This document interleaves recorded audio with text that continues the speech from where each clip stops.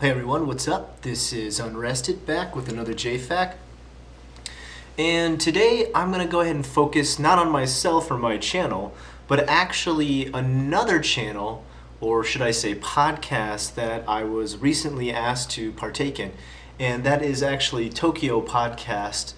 And it is run by a guy who actually interviews a lot of us J-vloggers and also tells a little bit about Japan, about Tokyo, of course, and lets you know a few other things that I myself haven't even researched or looked into.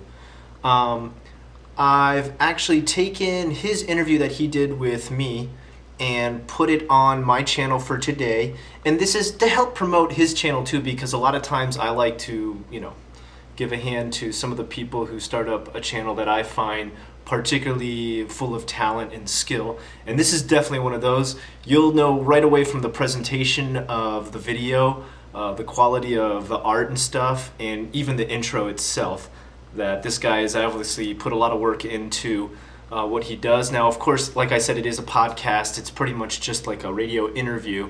And I want you to please, when you have time, check out his YouTube channel and please check out his podcast too. And I highly recommend that you obviously sign on for his channel and sign on for his podcast as well, because like I said, quality stuff.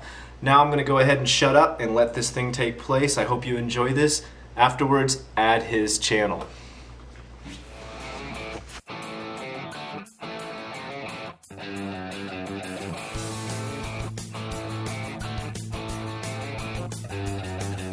Hey everybody, on today's show I'm going to be talking to a gentleman who goes by the name Unrested, who has a very popular YouTube channel called JFAQ, where he makes all sorts of videos about his life in Japan.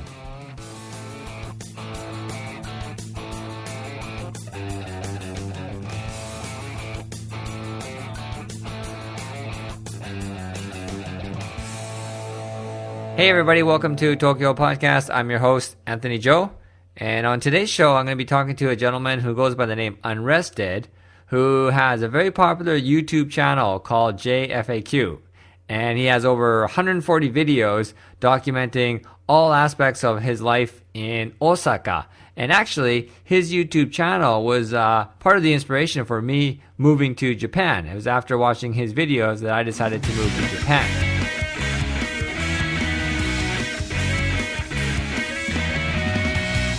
I am pleased to introduce my next guest today. It goes by the name Unrested, who has been making YouTube videos ever since he arrived in Japan 5 years ago.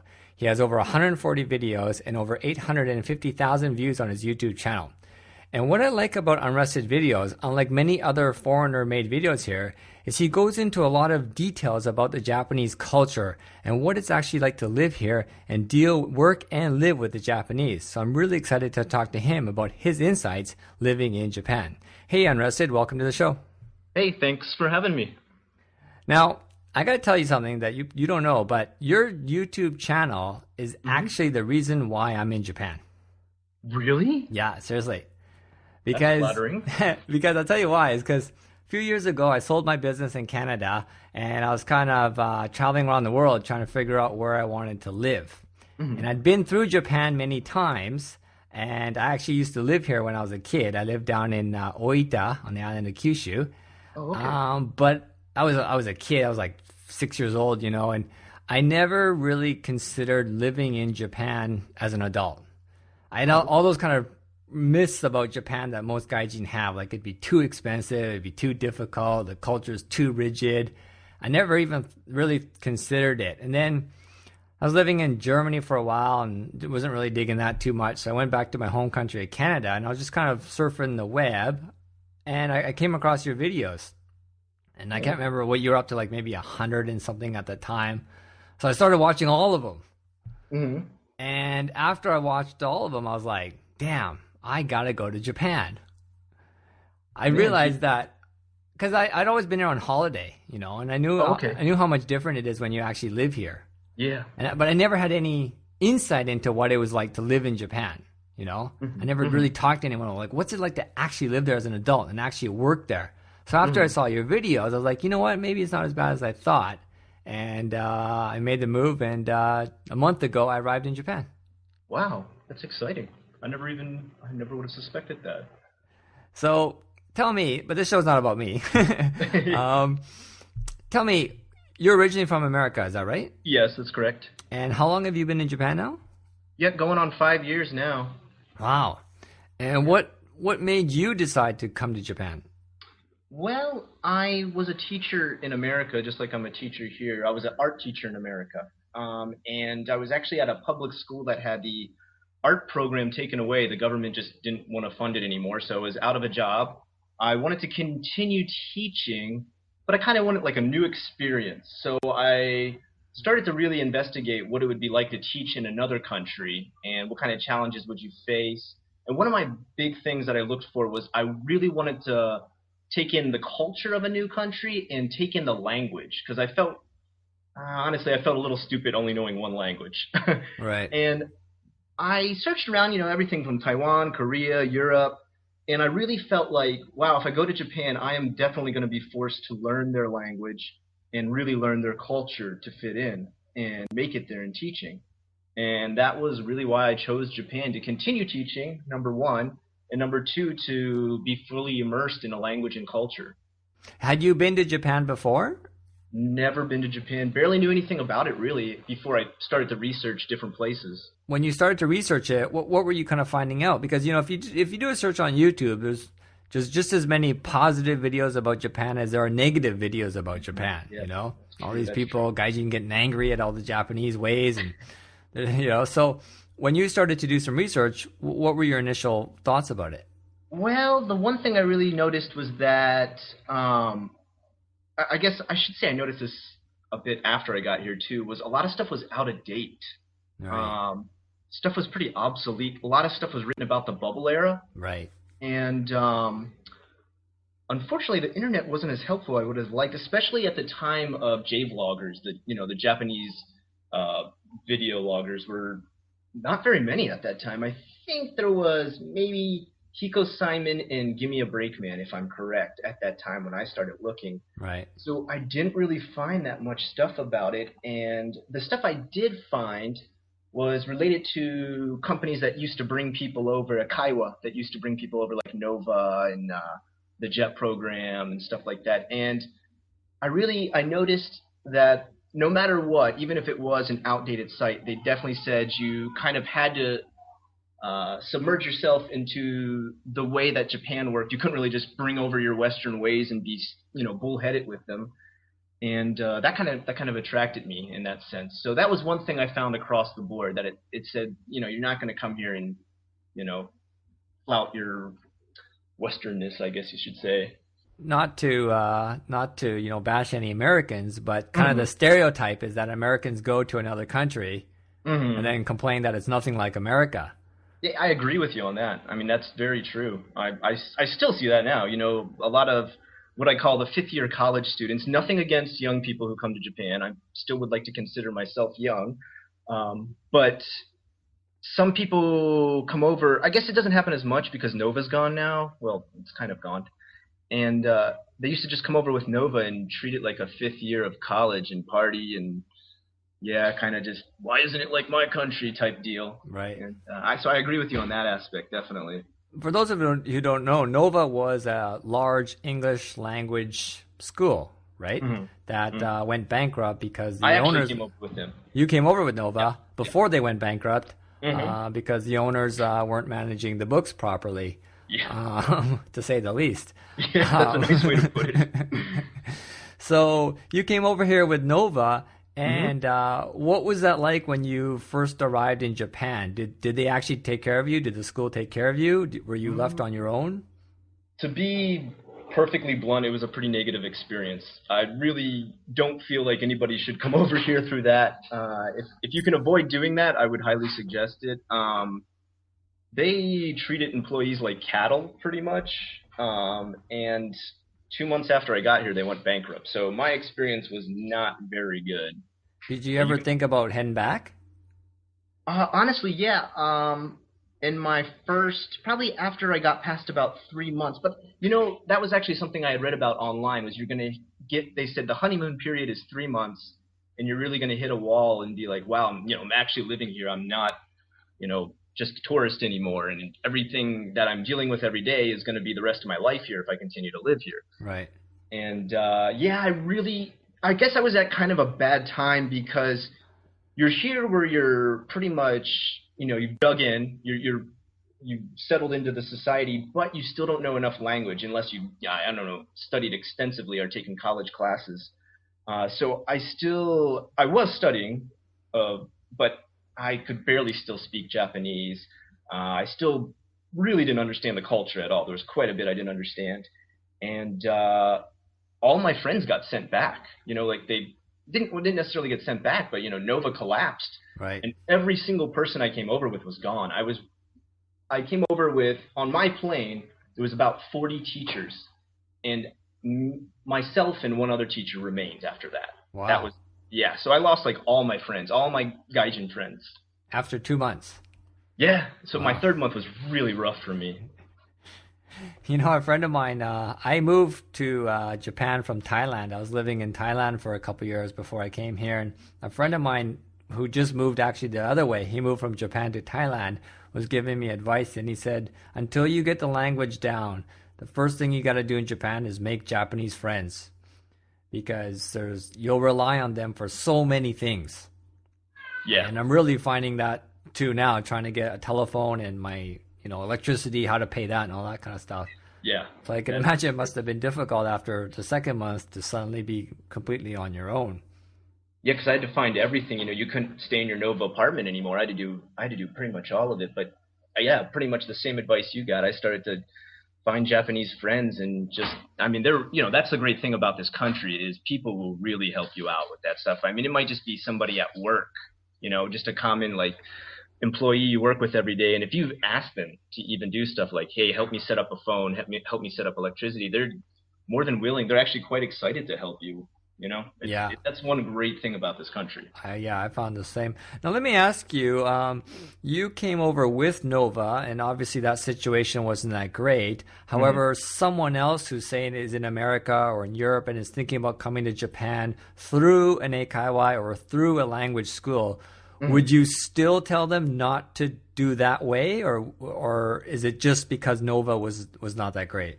I would say just make sure you can investigate it as thoroughly as possible. I would say my number one advice would be if you can talk to an employee there, that would be golden before you come over. I don't want to bash eikaiwas because, there's some really good ones out there, but I would say for the most part, if you can stay away from the eikaiwa route, I would say, my personal suggestion is if you're brave enough and if you have the money, come over here and look for a job, because you have so much more to select from, and there's always jobs, especially now after so many Gaijin went home after the earthquake. There's so many jobs out there, like especially Tokyo and Osaka.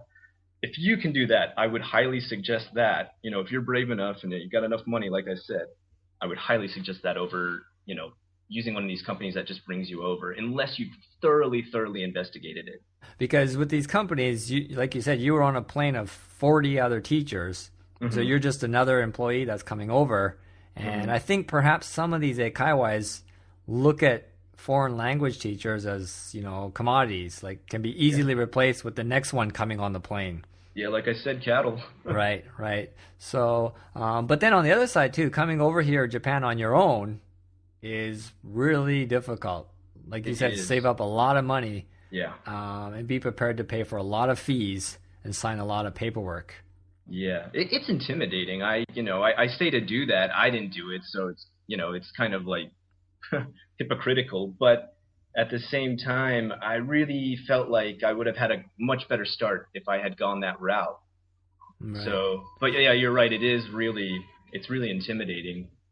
Well, let me ask you though, is like, most of the Gaijin who come here usually go the English teaching route. They either have gotten a job from overseas and the company brings them over, or they land here and they start teaching English here. What about someone who is not into teaching English? What if they're a programmer or they're a graphic designer or like, they're into art or anything? What are the options available for someone like that? Well, actually, that's probably the number one question I get asked on my channel the most. Can I come over here and do something different? And I would say, I have worked in other fields for short amounts of time. If you're going to do that, especially if you're going to get into the computer programming or graphic design, might be pretty brutal to get in. You got to be able to speak Japanese. I mean, there's just no way you're not going to. I mean, there's some exceptions. Don't get me wrong. Like I've heard of people who work for military bases, right? And they do like IT work or something like that as a civilian. And obviously they don't need to speak any Japanese. They're probably totally okay to have none. And I've had other exceptions where there's like internship programs I've heard about and other things like that. But if you're really looking to get into something other than English, and especially if it's a technical job, definitely you're going to have to speak Japanese. I mean, there's just no way around it. And Tokyo's got a lot more options, I'd say, than the rest of Japan as far as being able to completely only speak English. But anywhere else you're going to go, you definitely need to speak Japanese. I mean, and I'm talking at a fluent level. Because the demand from the local market is so strong, many Japanese companies will look at you and they almost look at you as a liability. Why should I hire a gaijin and deal with the language problem, the cultural problems, etc. when I can? And I'm sponsoring the visa too. Right. That can look bad for them if they're sponsoring the visa and you do something crazy. Right. So your suggestion for people then who are maybe looking into that is A, brush up on your Japanese as much as possible. Yeah. Or B, come to Japan, start teaching English, learn the culture, learn the language, and then perhaps once you're here, more opportunities will open up to you. Definitely. Honestly, that's probably the best plan of action. What you just said there is probably the best. Start with teaching. You'll be fine with that for a while, but yeah, take in the culture, adapt, learn, like we've said before, the harmony of the workplace, and then look into other jobs. Unless of course, like I said, unless you went to college for Japanese and you're already fluent. Right. What was it like for you in learning the language? Did you find it particularly difficult or particularly easy or what? I think where I struggled the most is I tried to start out by learning almost entirely from books and websites, which there is some benefit to, but I kind of got hung up at first. My biggest problem is I got hung up and number one, having perfect grammar, and number two, making sure I used exactly what the book said. And with Osaka, that can be a huge problem because, as you know, we speak Osaka-ben. Right. They don't speak Kanto-ben like in Tokyo. Right. So you're probably not going to understand much if you come to Osaka and you've only studied Keigo, the polite form of Japanese, because number one, people are far more casual here. They talk fast, and they use the Osaka dialect. So number one, that was my hardest, was understanding the Osaka dialect, because no book or website I looked at in America even told me that I'd be experiencing that.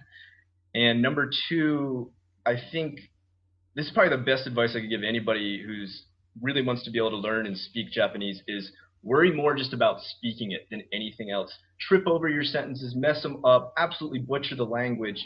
Japanese people are quite nice about you just even making an attempt. So don't get so hung up on that. Worrying about, I sound so dumb with my grammar, it's horrible, I sound like a barbarian. Don't worry too much about that. You'll learn. You'll start to fill in the gaps, but try your best just to speak as much as what you already know. Hang on just one or two words if you want to, but try to speak more than anything else. Don't worry so much about books. Would you recommend hiring a language teacher? I know that's it can be expensive, but could someone studying online and in books get enough Japanese that when they land here, they could speak to other Japanese people on a conversational level? If you're saying if they practiced with a teacher before? No, if they're saying in America and they're watching YouTube videos and they're studying by the books, but without an actual Japanese teacher, when they get here, is that enough for them to be able to converse with Japanese people? Or do they need a teacher to get the pronunciation right, the grammar right, all that kind of stuff? That's a difficult question. I mean, there's some people who adapt to language quite well, and they might actually be okay. I'm not one of those people. I actually take quite a while to learn languages. I would say, unless you are a genius in learning languages, you're probably not going to be able to. Maybe you'll be able to speak, and your pronunciation might be a little bad. That's expected. But I would say it's even harder to understand. At least it was for me. Right. Yeah. whatever phrases they've given to you that they say they're going to respond in, get ready, they're going to say something totally different. Yeah. Yeah. The big thing in Osaka is they say no Osaka person can say the same sentence twice. If you say, really? "Wait, I didn't understand that. Can you say it again?" They'll totally change it. Yeah, on or on Bangkok podcast, my podcast show back in Thailand, we had a guest on who said the same thing, that he studied these books just religiously before he came to Thailand. And when he would talk to people, he would kind of have in his head the answer that they were already going to say, but then they would say something totally different, and it would completely throw him off, and he wouldn't know how to respond to it. Yeah, that was definitely, especially with Osaka band, just the answers and how fast they would say it, and the suffixes especially were just totally different from anything I expected. Were you surprised at how little English there was when you got there? Like, I mean, people speaking it, signage, all that kind of stuff. I wasn't so surprised in places that are of Japanese tradition, such as in izakaya. I never really would have expected, but I was surprised at places that kind of sold themselves off as Western-based or English-based, such as like, you can't just go to McDonald's and say, "Hey, I want a cheeseburger." They just look at you like, "What are you even saying?" Right. I was surprised by that even the simplest stuff was completely unknown in Osaka. And even some interviews I would go to, they would pretty much either speak in broken English or almost expect me to do it in Japanese. So I was a little bit surprised by that, that's for sure. Would you say to someone that in trying to get a job, say that at an English teaching job, is it important for them to learn Japanese?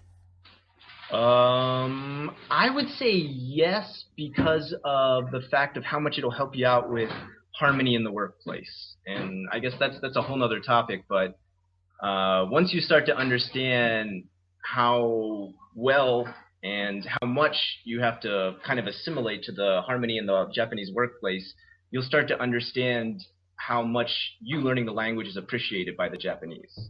So I would say yes, it's definitely worth it. That's interesting. You mentioned that, because that was one aspect of your videos that I really enjoyed, was your knowledge about the harmony in Japan and how important that is to Japanese culture, because I don't see many other foreigners who are making videos who really seem to get that. There seems to be some gaijin who've been here a long time and they still don't get it.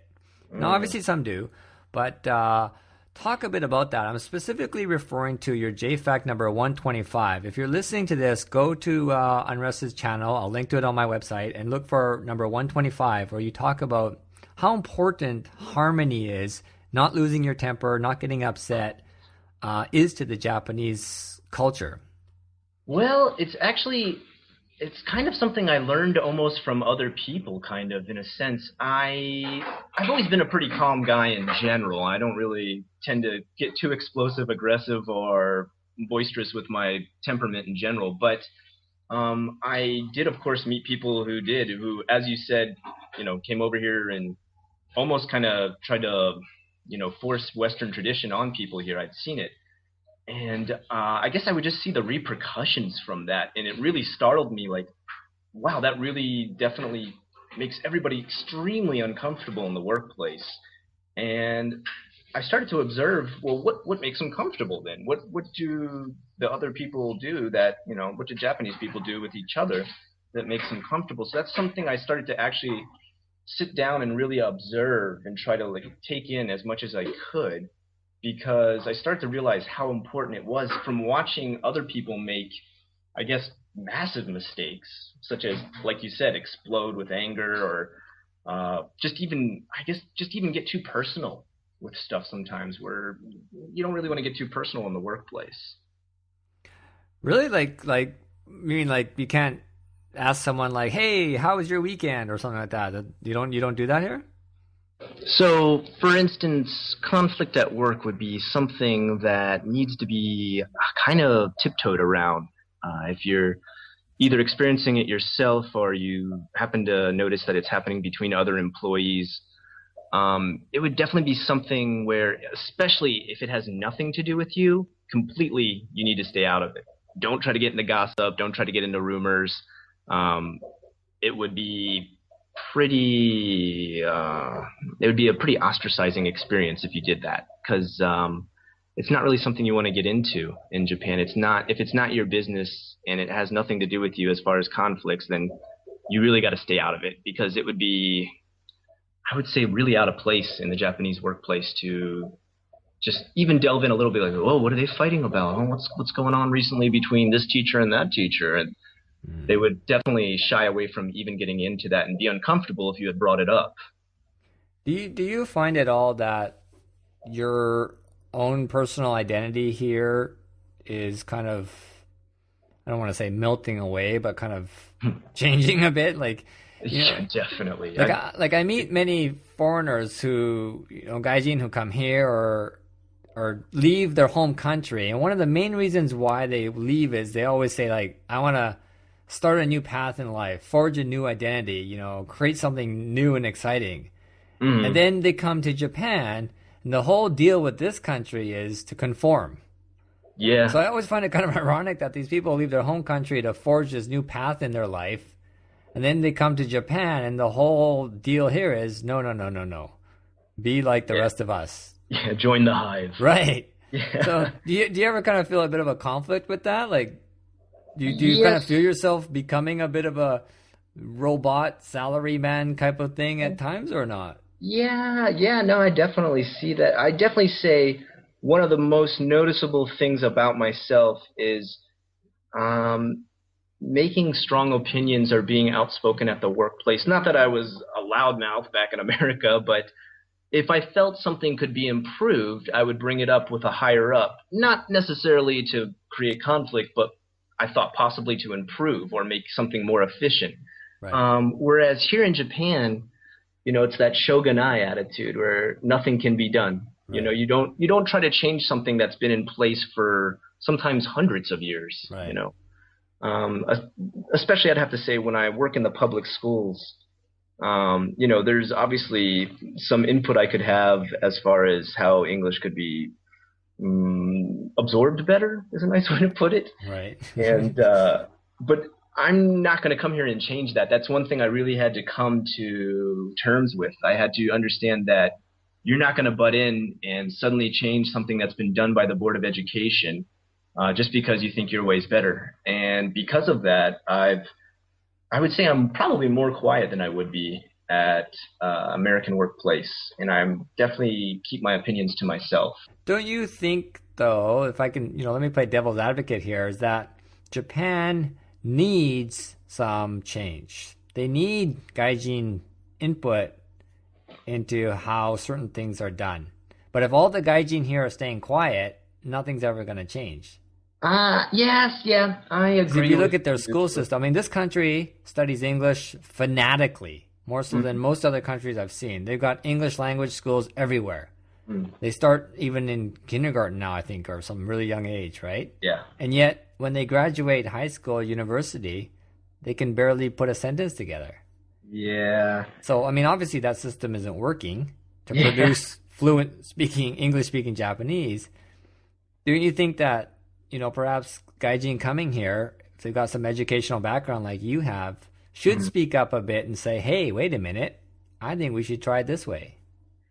Yeah, I think there are going to be some schools you'll work at where they are probably even open-minded enough to want to hear those suggestions. Like I have had some schools where teachers are upset with the way, especially junior high schools where there actually is an English teacher and they're more passionate about it, especially if they're a young English teacher. I notice they're very open to what ways can we change this to make it that they, like you said, actually speak English, Right. And when that opportunity arrives, I feel definitely speak your mind, because some teachers are really open to it.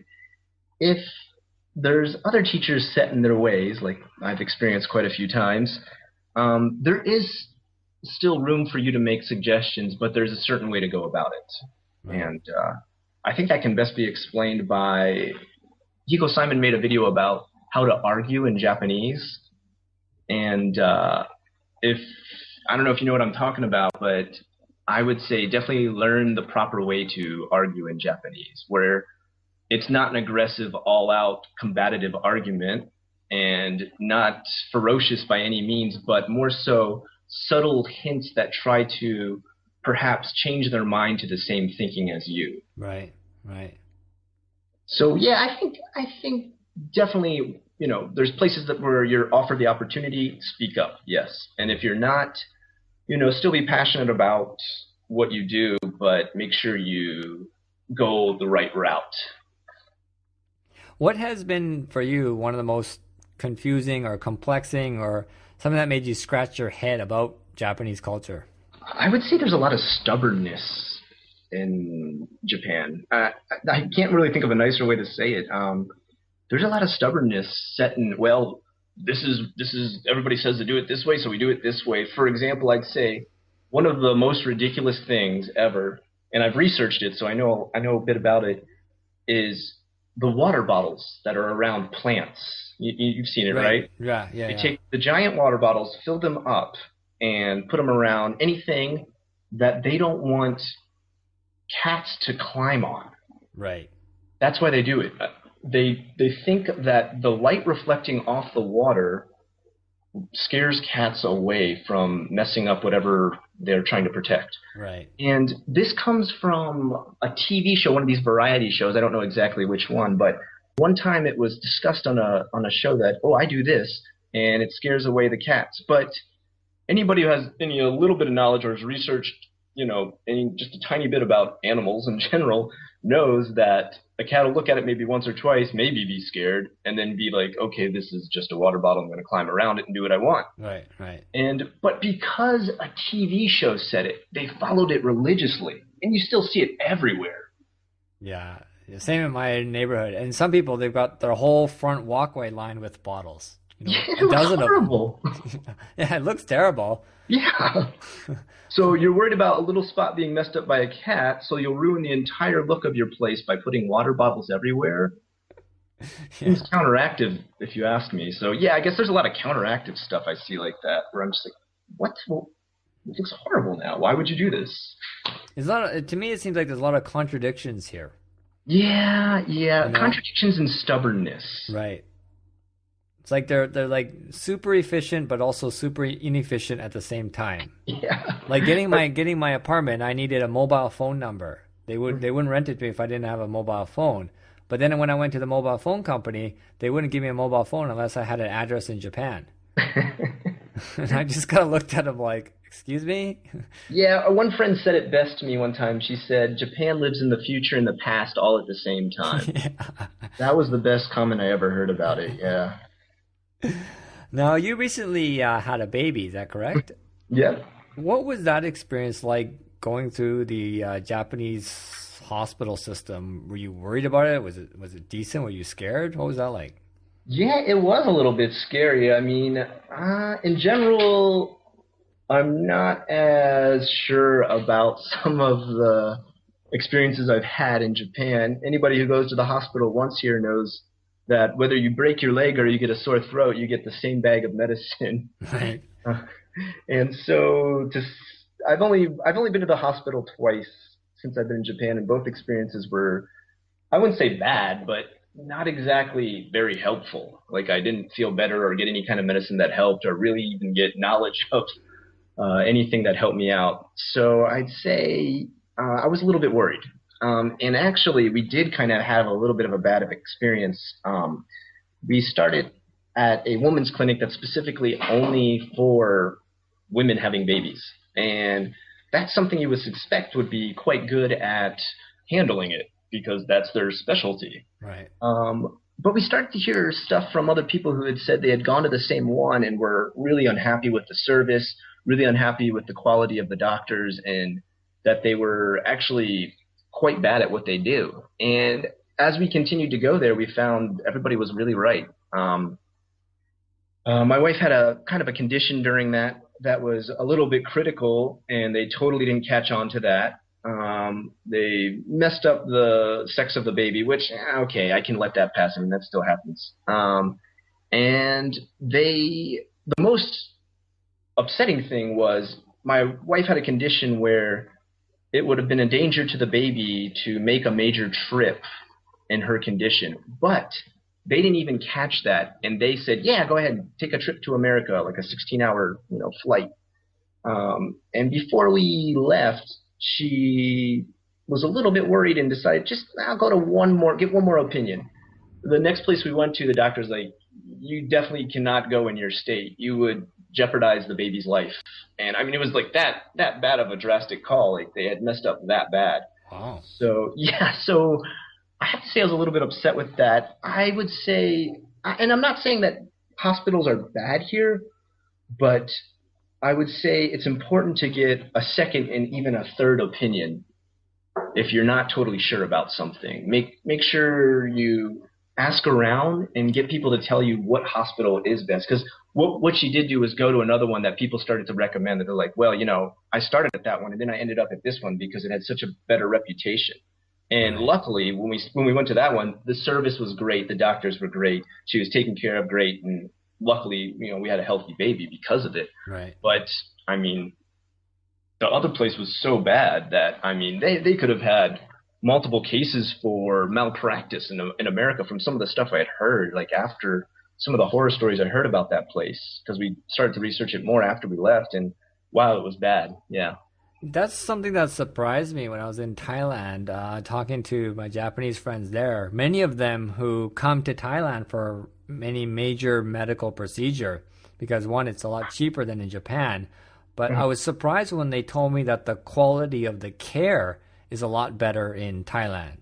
Most people assume that Japan's such a first world technologically advanced country that the hospitals would be top notch.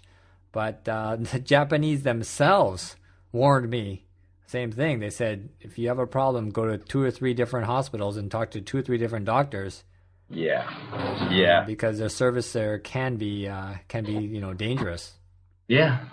I would say, that was one thing that really surprised me too, was when we think of Japan this is before you do any kind of research at all. I mean, the first thing that comes to mind is technology, the highest grade technology. So you would think, okay, the country that produces the highest grade technology would definitely have the best services. Right. Including, hospitals. Right. But if there's one thing I've learned, it's you can have the greatest technology in the world, but if you're not a good doctor, none of that matters, Right. So now that you've got your baby, you've been here 5 years. Obviously, your plan is to stay in Japan for the long haul. What's the future hold for Unrested? Do you miss America at all? Do you want to stay here? Yeah, that's a good question because recently I actually took, and this is the first time since I've come to Japan, I took my first trip back to America. Wow, really? You've been here 5 years and you didn't go back? Yeah. Wow. Pretty wild, huh? Yeah. That was my first trip back. It was about 2 months ago now. And that kind of definitely told me I want to stay in Japan. Not that I have a big problem with America or anything. I don't hate on my own country or anything like that. We still got a lot of great things going for us. But I guess it was almost like reverse culture shock. I feel at this point a little more comfortable in Japan. Yeah, strangely enough, I'd have to say I enjoy certain aspects of Japan that I would never be able to enjoy in America. For example, being able to say almost anything I want in English anytime I want. That's kind of nice. Nobody understands what I'm saying, so I can, maybe I don't always use it for the most positive reasons, but that's one aspect I like. I guess I kind of like that I have constant privacy. Because I can speak a language that not many people know here. Right. That goes a long way. I was really surprised how much I really enjoyed that and how careful I had to be not to suddenly blurt stuff out in English in America after I'd been here for 5 years. You're going to still keep making videos? I will continue to make them as long as I can, I think. I regret that I can't make them as much as I used to. That's one thing I really wish I could have the time to make as much as I used to, and maybe eventually one day my life will relax enough that I can do that. But I will make them, I think, as long as I can possibly can, or until maybe YouTube cancels my account or something. I don't know. Well, that's cool. Thanks, Unrested, for coming on the show. No I problem. really enjoyed talking to you. And like I said, if you are thinking about coming to Japan, I would highly recommend looking at his channel because he has a lot of good videos about what it's like to actually live here. Like you mentioned earlier in the show, a lot of stuff on the web is out of date. Going to his website and watching his videos will give you a really good look into life in Japan right now. Your website is youtube.com/unrested, right? Yep. Awesome. Well, great. Thank you very much for coming on the show. Thanks for having me.